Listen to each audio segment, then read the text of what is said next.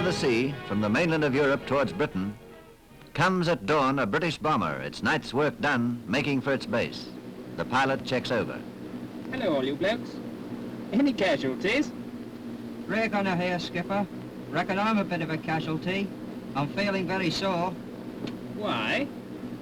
Because you haven't had a chance to pot Jerry. Oh, that kind of soreness. Why don't you try it standing up? Nearly home, nearly safe. They did their job, they got through the flak and the fighters. But you can't ever be sure that you got through quite unscathed. Hello, Skipper. Engineer here. Number 5 starboard tank must be hollow, because we haven't run on it, and the gauge is down to 60. Number 3 tank also, or its pipeline, because that's down to 20. Sounds like trouble. We must run all engines off number 5 starboard. Turn on 5 and all balance cocks. Everything else off. Navigator, check up quick. Can we possibly make base on port tanks only, using, say, 120 gallons per hour? Half a sec, Skipper.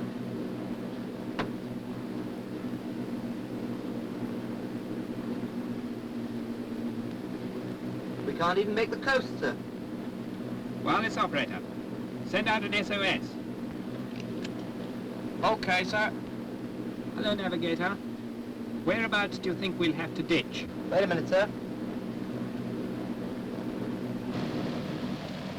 It's about 50 miles east of Cromer. That is, if we don't lose any more fuel. Yes. Okay, engineer. Over to starboard 3. Hello, Skipper. Engineer here. Going back now.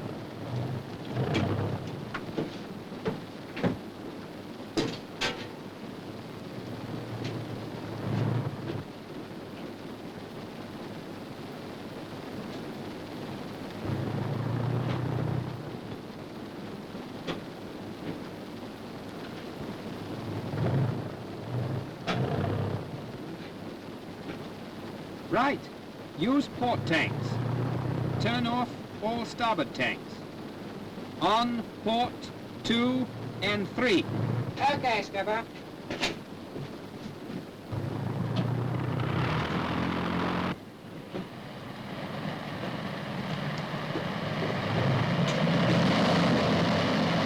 Hello, Skipper. Wireless operator here. I've sent out our estimated ditching position. I've also got a fix, first class, and passed it to the navigator. Okay. Hello, navigator. Where does that put us? On track, sir. About 40 miles from where I reckon we're going to ditch. Okay. Hello, all you chaps. Dinghy, dinghy. Prepare for ditching. Prepare for ditching. Do you know what that means? It means they must put their plane, a land plane, down on the sea. It will sink, and they'll be left with this. This, believe it or not, is a boat. A rubber dinghy with a bottle of gas that can inflate it in 10 seconds.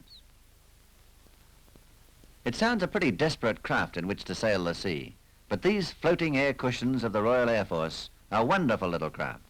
Scientific design, superb workmanship in British factories, and excellent compact equipment have made it possible to pack into this little bundle a lifeboat that has saved great numbers of lives. Let's have a look at this pocket battleship. Like any other ship, the dinghy has her rope ladders. If the crew drop in the drink, they can pull themselves out by these. This rubber is hardly armor plate, and the dinghy may be holed by enemy fire. That's taken care of too. The dinghy carries its own supply of special leak stoppers, shaped to fit any size bullet hole.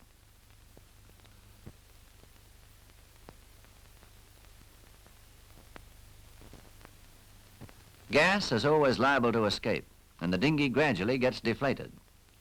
To pump it up again, the crew use these topping up bellows. Slower than high-pressure gas, but just as effective. Any old sailor will tell you the value of a sea anchor. That's standard equipment on the dinghy, too. It's simply a bag that creates a drag, checking the dinghy's drift, making it easier for rescue planes to find. A dinghy cruise in bad weather is no picnic, so the crew have this waterproof shelter. That's it, boys. Button yourselves in. This also keeps water from washing aboard. When a bomber crew lands in the sea, there's no certainty they'll all be able to step from the plane to the dinghy. So here are lifelines. And when a bomber comes down, it's sometimes a good idea to get away from it as soon as possible. So the dinghy has paddles. Not a bit like any paddles you know, but quite useful.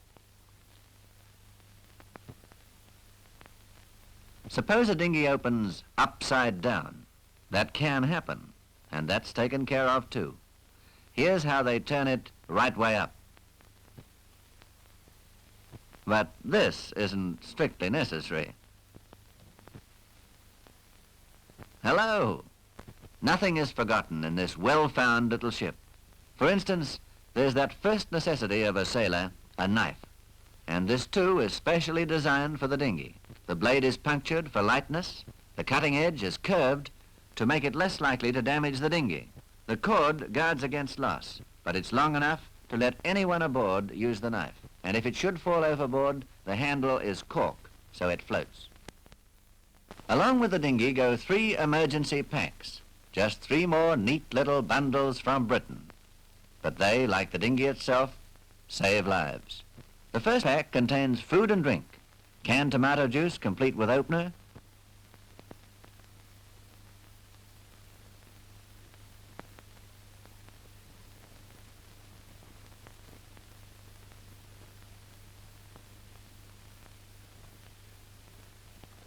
and so that none shall be wasted, they stop the hole with a match, or chewing gum will do. Drinking water is canned and opened in the same way. Drinking cups are marked so that rations can be divided fairly.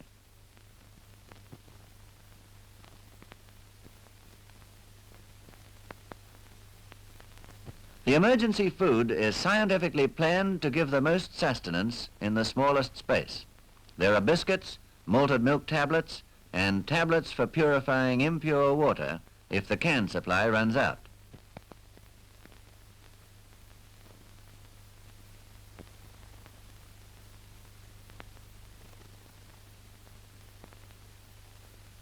And there's that staple emergency food, chocolate. But even with all this laid on, nobody wants to stay in a dinghy indefinitely. So the second pack is full of devices to attract attention. Marine distress signals, with special covers to keep them dry. That's just one more reason for saving rubber.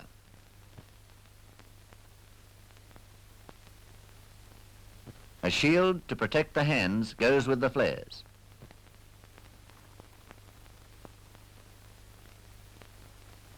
Vary cartridges, signals in battle, and signals at sea. Each dinghy carries a supply with a Vary pistol to fire them. This little bundle is a substance called fluorescein. It is trailed on the sea and makes a vivid green stream which can be seen from the air 8 miles away. And there's also a balloon with its own special gadget to inflate it.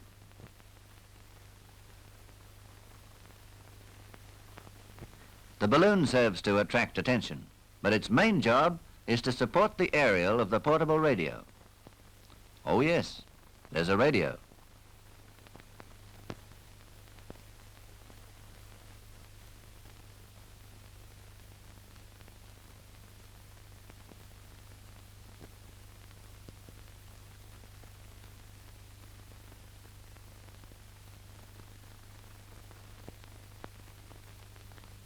And this little ship even has a mast, a telescopic mast on which a flag can be hoisted.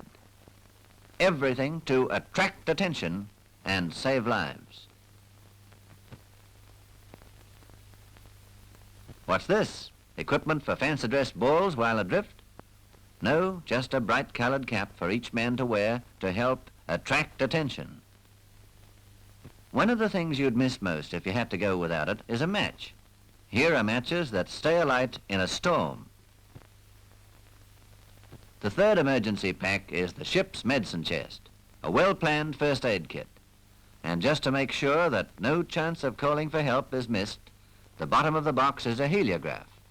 All that, and it packs into this. One little bundle that may save the crew of a bomber.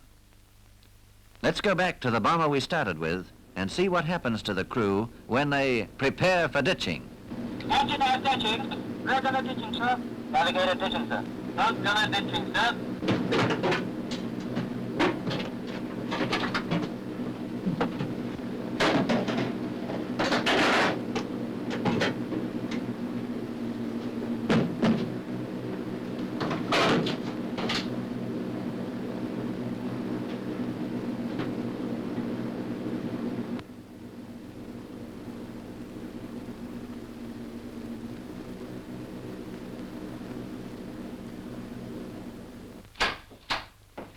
Well, looks as though poor old David Miller's going to ditch again. Certainly does.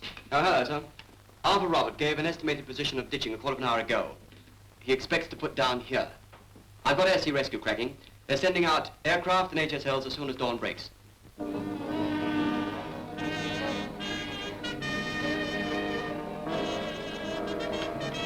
Hello, wireless operator. Get back to your ditching station, quick. Okay, Skipper.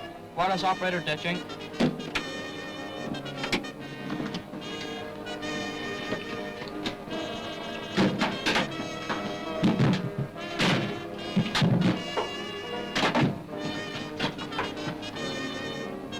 Hello, second pilot. Can you hear me okay? Okay, Skipper. Let us turn gently.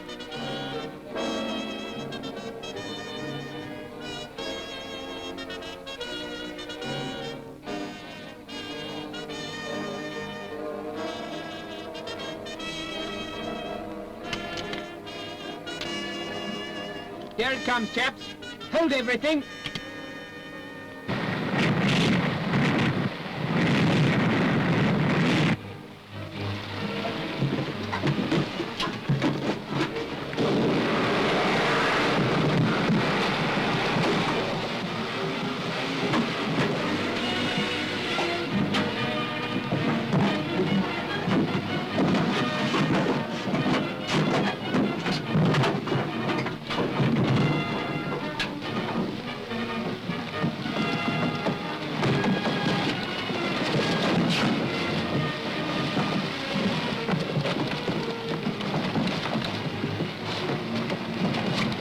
Come on, get in, engineer.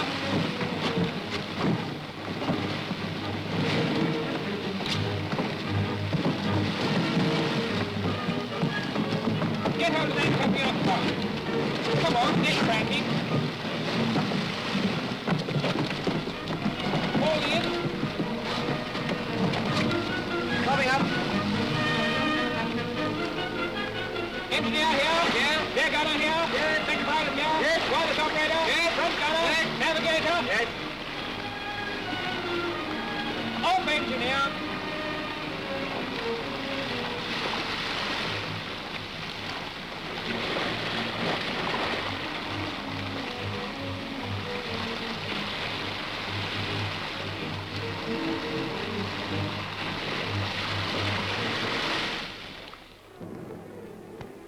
Search plane, off to the area named in the last radio message to scan the sea.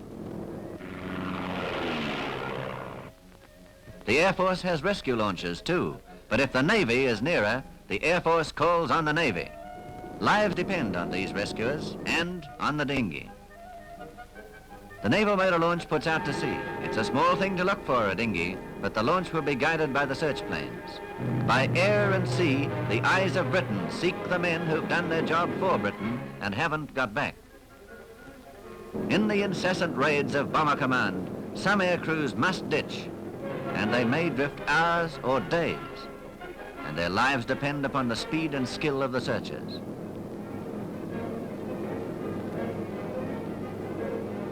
Sighted! And the plane drops a smoke float to guide the launch to the spot.